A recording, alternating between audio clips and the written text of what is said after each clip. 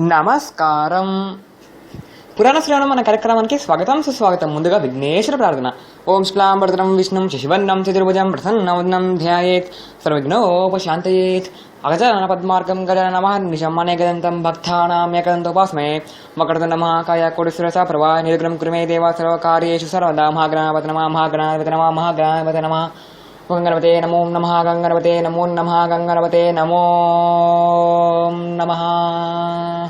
మరి నేటి పురాణ శ్రవణ కార్యక్రమంలో ముందుగా బొబ్బీ భక్తి ప్రేక్షకులందరికీ వినాయక నిమజ్జన శోభయాత్ర శుభాకాంక్షలు.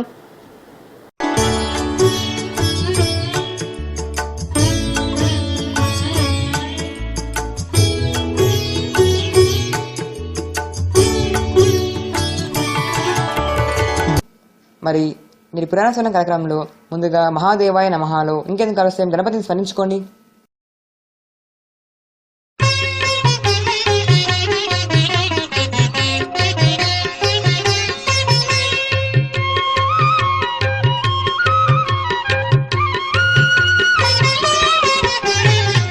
బ్రహ్మమయస్ఫూర్తి పంచాభరణవారితః పంచభక్ష్య ప్రియః పంచబాణః పంచశివాత్మకః షట్కోణపీఠః షట్చక్రధామా షట్గ్రంథిఛేదకః షరధ్వధ్వాन्तవిధ్వంసీ షడంగుళమహాక్రదः షణ్ముఖः షణ్ముఖభ్రాతా షట్శక్తిపరివారితः షడ్వైరివర్గవిధ్వంసీ షడోర్మిధయభञ्जनः షట్తర్కదోరः షట్కర్మనిరతः షడ్రసాశ్రయः సప్తపాతాళచరణः సప్తద్వీపోరుమండితः సప్తస్వర్లోకమకుటः సప్తः సప్తివరప్రదः సప్తాంగరాజ్యసుఖదः సప్తర్షిగణమండితः సప్తఛందోనిధిः సప్తహోతాः సప్తస్వరాశ్రయः సప్తాబ్ధికేళికాసారः సప్తమాతృనిషేవితः సప్తఛదామోదమదः సప్తఛందోముఖప్రియः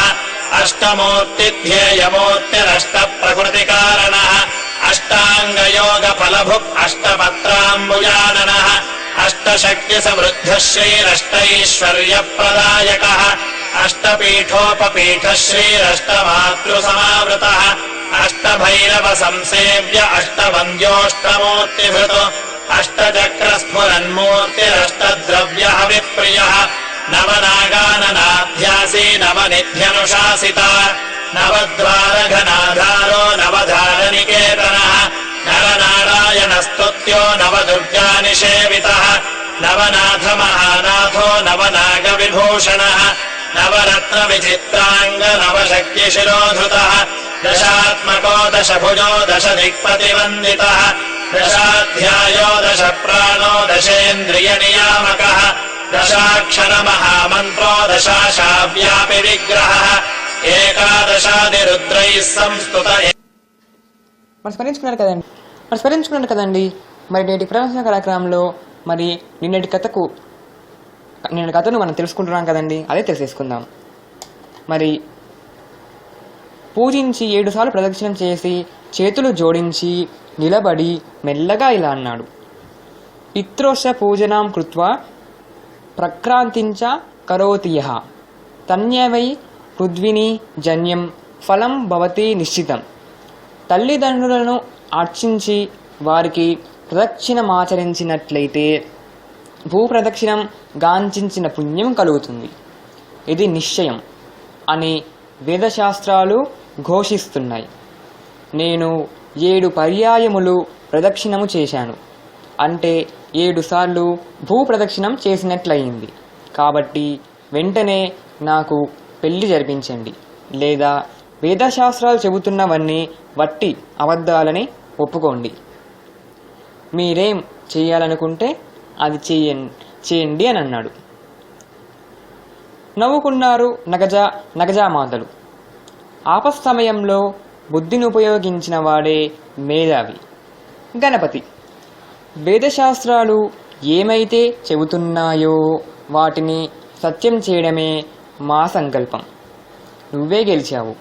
ముందుగా నీ వివాహం గురించే ప్రయత్నిస్తాము అని ఆశీర్వదించారు. అదే సమయానికి విశ్వరూప ప్రజాపతి అక్కడకు వచ్చాడు. శివ నిర్ణయం తెలుసుకొని ఆనందించాడు. శివపార్వతులకు నమస్కరించి, అయ్యా, నాకు సిద్ధి బుద్ధి అనే 2 కుమార్తెలు ఉన్నారు. తమకు అంగీకారమైతే ఆ నా బిడ్డల్ని మీ వినాయకుడికిచ్చి కన్యాదానం చేసుకుంటాను అని అర్థించాడు. సరేనన్నాడు సాంబశివుడు. వైభవంగా జరిగింది విఘ్నేశ్వరుడి వివాహం. గణపతి తన భార్యలైన సిద్ధితోనూ బుద్ధితోనూ కులాసాగా గడిపేశాడు. సిద్ధి యందు క్షేముడు అనే పుత్రుడు, బుద్ధి యందు లావుడు అనే కుమారుడు కలిగారు. మరి నేటి పురాణ శ్రవణం అనే కార్యక్రమంలో మనం శివపురాంతర్గత గణపతి కథను తెలుసుకుంటూ వచ్చాం. అది ఈ రోజుతో పూర్తయింది. విన్నాం కదండి ఈరోజు మన గణపతి లీలలు. తర్వాత కార్యక్రమంలో మరొకసారి మరో అద్భుతమైన అంశంతో మరలా కలుసుకుందాం. అంతవరకు నమస్కారం.